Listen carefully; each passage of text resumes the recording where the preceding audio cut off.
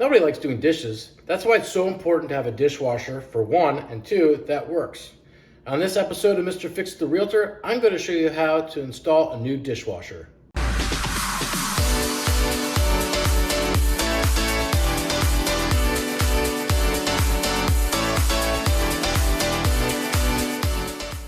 Here's my existing dishwasher, which looks good, but functionality-wise just isn't what I'm looking for. So let's get started.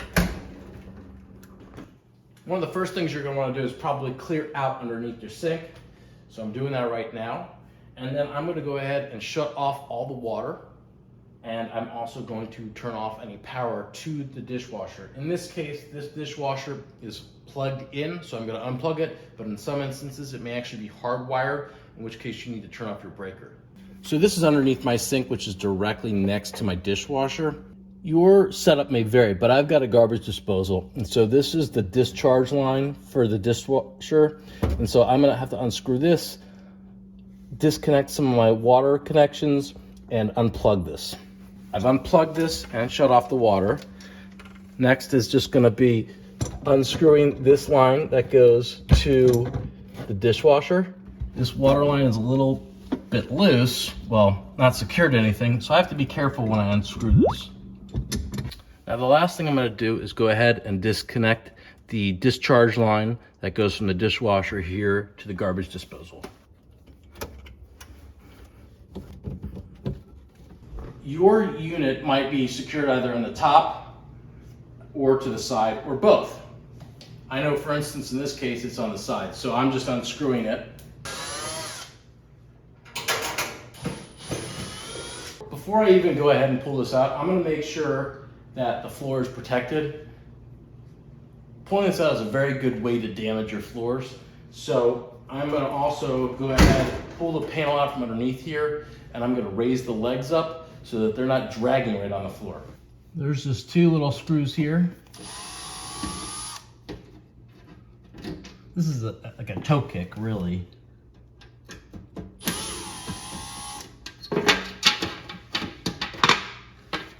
I can actually push up on this.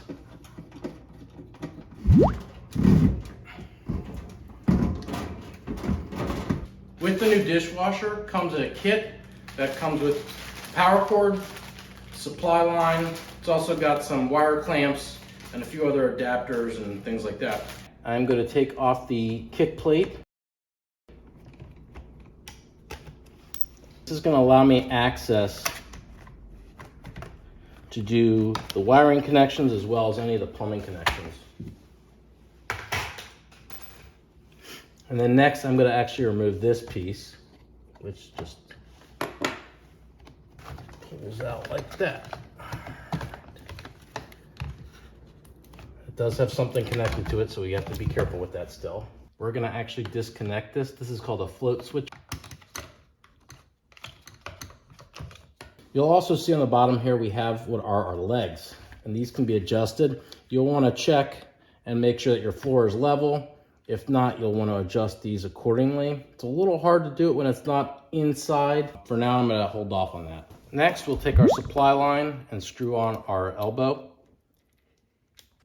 Our supply line is actually going to screw in right up here, and it's got a little filter there. This can turn.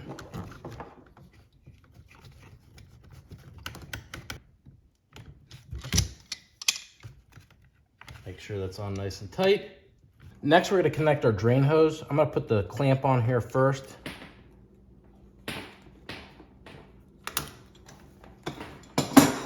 Run it through the side. I want to make sure it goes up as far as it can. It's a little easier to use pliers versus channel locks because of the ability to access this. It's on nice and tight. The last thing we're going to do is open the junction box. This is a star screw on here.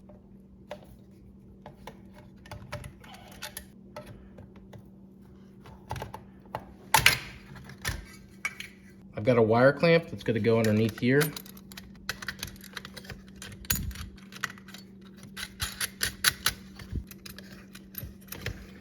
You want to make sure your screw heads are facing towards us because that's the easiest way to adjust these. This one with the green is your ground wire. And then we've got our hot and our neutral, so we're gonna match those up. These peel apart too. These wires are not actually labeled, but one of them is smooth and one of them is grooved. The smooth wire is gonna be our hot. The grooved wire is going to be our neutral, which is white.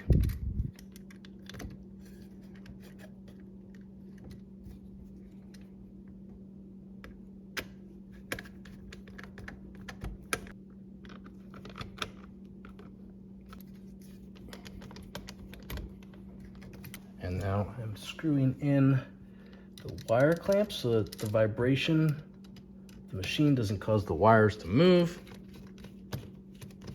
Go ahead, put this back in. Star, screw back in there.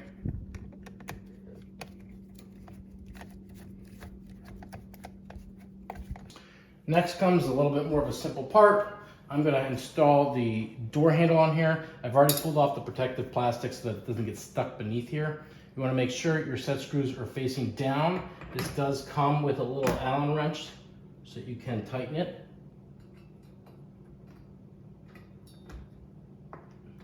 This is also the least ideal Allen wrench because you can't spin it more than halfway.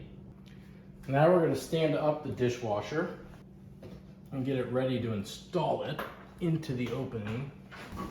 So I want to make sure I pull everything at least towards the direction it go. Some of this stuff will reach, others will not until we get it closer, like the supply. Now this one's a little lighter than my old dishwasher, so I can gently drag it on the floor without ruining everything. Fitting this in is taking a little bit of finagling. I've also still got to install these side brackets, which are going to be used to secure this to the sides of the cabinet like we had it originally. It is also designed so you can mount it up on top too. I've already installed one of the side brackets that's going to be used to screw in to the side of the cabinet here, but I'm going to show you how we did that, and I'll do that on the right side. First, we're going to take this piece and we're going to bend this off. You can use channel locks, pliers, whichever. It's going to bend a little bit where it shouldn't, but so there we go. It's a little bent, so I'll take my hand, straighten that out. You can do it by hand. It's not that hard. And make sure we have the right side on here because it's flush to this. You're gonna stick this piece up in here first, and then I'm gonna put that back over there. And so again, we're just gonna screw directly into here to fasten this to the cabinets. I can already see I've got a huge gap here, so I know I've got to raise this up a lot. So I'm gonna actually take it back out before I do that. For now, I know I need at least probably another inch of space, so I undid all of the legs the same amount so I can keep it pretty close to level. So we'll go ahead and do a dry fit. If it's good, we'll leave it as is. If we need to adjust it, we'll do so. On the back, there's a screw you can put in.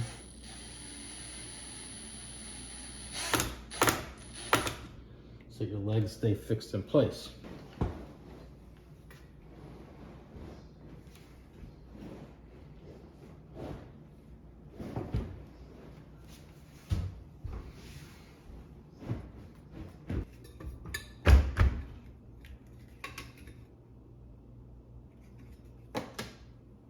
It's sitting level, so that's important.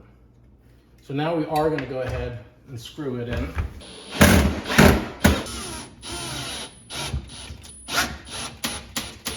Making sure it opens nice and smooth. The thing we've got left to do is reconnect our float switch.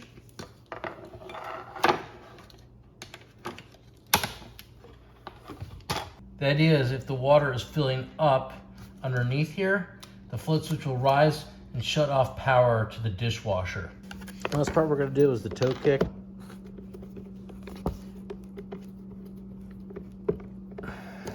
Now to make our final connections. So you actually want to have what's called the high loop garbage disposal discharge line, so it wants to be, you want it raised up. So we've got a clamp on here. And then we're gonna make our water line connection. So I've got my plumber's tape. I'm gonna just wrap it around the male end.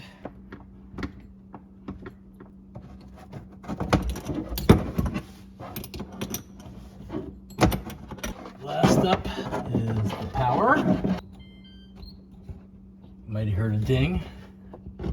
Opening our water lines.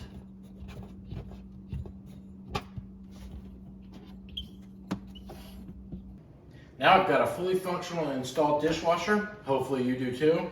As always, thanks for watching. If you're looking for additional DIY tips and tricks, as well as ways to improve the value of your home as well as its functionality, please make sure to go ahead and subscribe.